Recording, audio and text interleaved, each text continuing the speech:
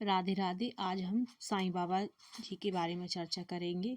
शिरडी गांव में नीम वृक्ष के तले तरुणावस्था में प्रकट भय साईं, किसी शासन गद्दी पीठ आश्रम आदि को स्थापित करने में जिसने कदापि रुचि नहीं दिखाई और ना ही अपने उत्तराधिकारी नियुक्त करने चाहे, ऐसे अनोखे संत का नाम है शिरडी के साईं बाबा। साईं बाबा का जन्म और माता पिता की जानकारी अंधेरे की परतों में लिपटी है। साईं बाबा के भक्तगण पर दो भागों में विभक्त हैं कि बाबा जन्म से हिंदू थे या मुसलमान। वे शिरडी में नीम वृक्ष के तले 16 वर्ष की तरुणावस्था में स्वयं भक्तों के कल्याणार्थ प्रकट हुए थे। उस समय वे पूर्ण ब्रह्म ज्ञानी प्रतीत होते थे। यद्यपि वे देखने में तरुण प्रतीत होते थे, किंतु उनका आचरण महात्माओं के सदस्य था। वे त्याग और वैराग्य की साक्षात प्रतिमा थी।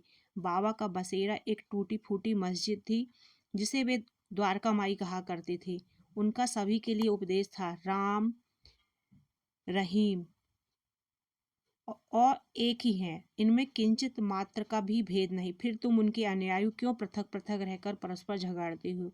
अज्ञानी बालकों, एकता साध कर और एक साथ मिलजुल कर रहो।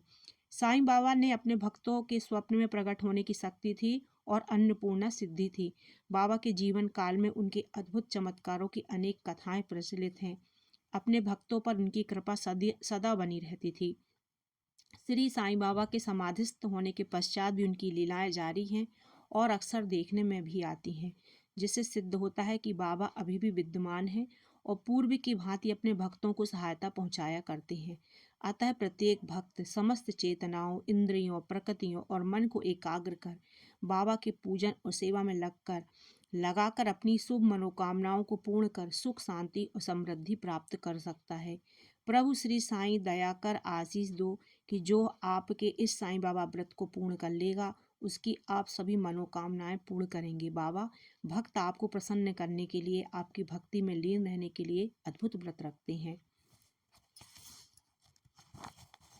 श्री साईं बाबा के गुरुवार व्रत रखने से निम्न फल प्राप्त होते हैं: पुत्र प्राप्ति, कार्य सिद्धि, वर प्राप्ति, वधु प्राप्ति, खोया धन मिलता है, जमीन जायदाद मिले, धन मिले, साईं दर्शन, शांति, शत्रु शांत हो, व्यापार में वृद्धि, परीक्षा में सफलता, शत्रु शांत हो, पति पत्नी का अच्छा सही संबंध, बाँझ को भी औलाद हो, इच्छित वस्तु की प्राप्ति, यात्रा योग मिले, खोया रिश्तेदार मिले, रोग निवारण